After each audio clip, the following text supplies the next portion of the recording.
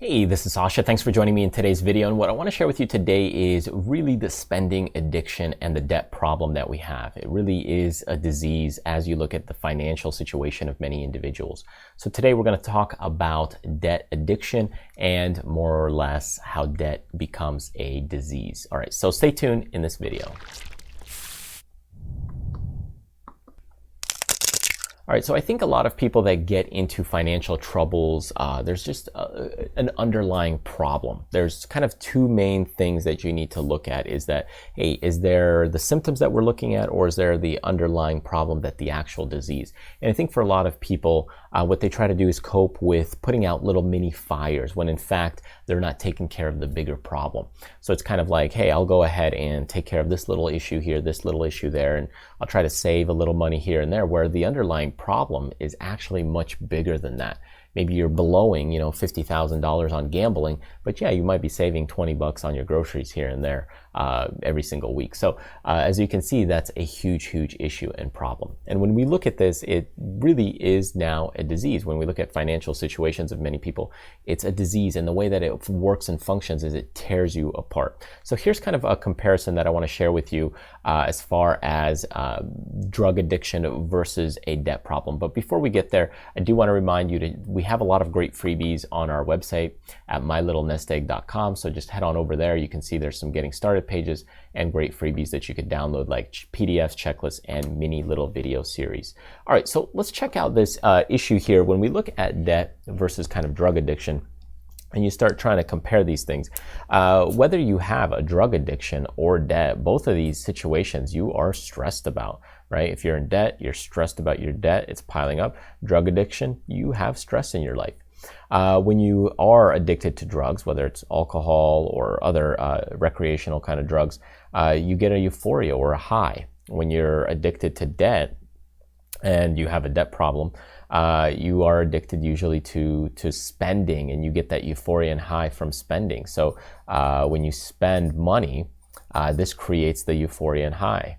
Sometimes when people are in debt, they have shame and guilt. You don't want to share these things. That sounds like a bad thing. So you're guilty and shameful. The same thing where people hide out to drink or drink alone or do drugs alone.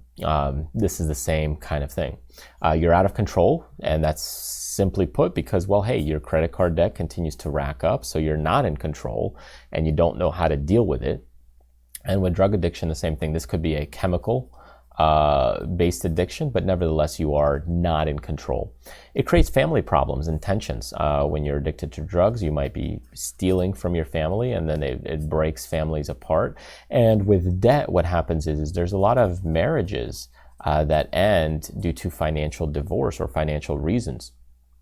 Because it creates problems. Hey, he's spending a lot of money and I'm going to work. That creates a big problem. There's always a lot of spillover effects as well. So think of like a hangover, like you do drugs or alcohol, or you go and drink one day, and then the next day you feel tired and weak. And with debt and financial problems, you have the same issue. So let's say you're spending $300 this week, $200 more the next week. And eventually a credit card bill comes and you've got a way bigger credit card bill than you expected. So there's a spillover effect that happens. And this could be on a monthly cycle here rather than kind of like a daily cycle. But you do see that spillover happening in debt and personal financial problems. And ultimately, intervention is needed to save you.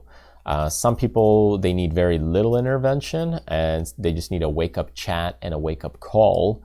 Other people, they need actual physical restructuring, taking control over their personal finances, and so on. Same with drug addiction. You usually need some form of help, intervention to get out of that. So you can see there's a lot of similarities that are related from drug addiction, alcoholism, to debt, personal financial troubles, is really that's the cycle. Now, if you're kind of making ends meet, let's say in the United States, maybe $9,000 a year, this could be a very tough situation overall because you're just not making a lot of money to be able to crawl out of debt. And especially if you add that up to a high spending you know, together these two things, a low income and a high spending rate, that can really cycle your debt out of control. So you need to be even more cognizant, and you need to be even more aware of how to keep your spending lower and make sure you're not getting into debt.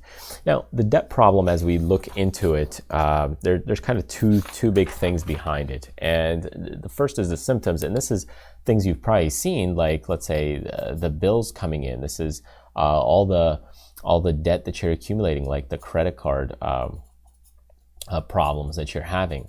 Maybe it's the auto loan that you see that you have to pay off. But there might be an underlying problem because of the disease. And a lot of this happens through, just to give you a simple example, this could be habitual, like habits.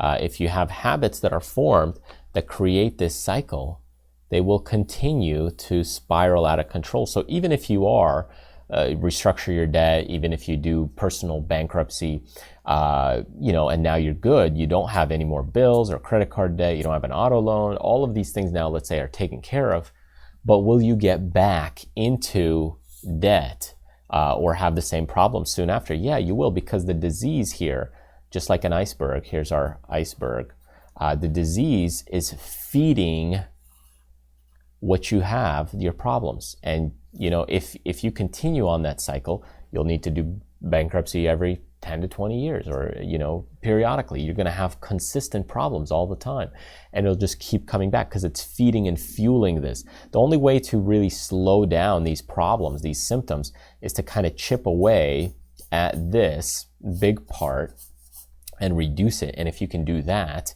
then it's feeding this a lot less. And if you can create new habits that, instead of cycle and spiral your debt out of control and your money goes down, if you can restructure that and create habits where they accumulate wealth for you, that's really what you're trying to do, and that's what you want to work on.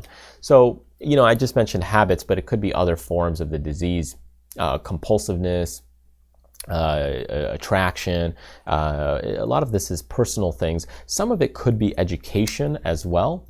So being educated on how to manage personal finances better. For example, the right way to take out a loan. Like, when would you take out a loan? So if you have guidelines in place, people that like procedures, when are the right steps? What's my checklist for buying a house? Okay, to buy a house. What's my checklist to buy a new car? How do I understand how much I can afford? All these things are big questions. How do I get a good deal on a car? Should I buy new versus used?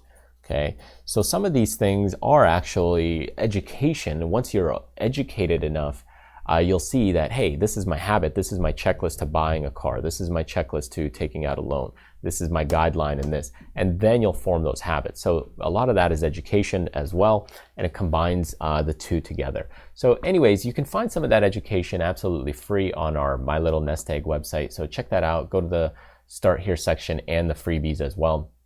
And that way you can go ahead and download some of the free stuff, tools and checklists and guidelines that we have there on our website. And that should help you out a little bit more to staying out of trouble. So anyways, I hope this was helpful, gave you some things to think about. Don't forget to subscribe to the channel if you're brand new, or of course, grab some of those freebies by clicking the link right here.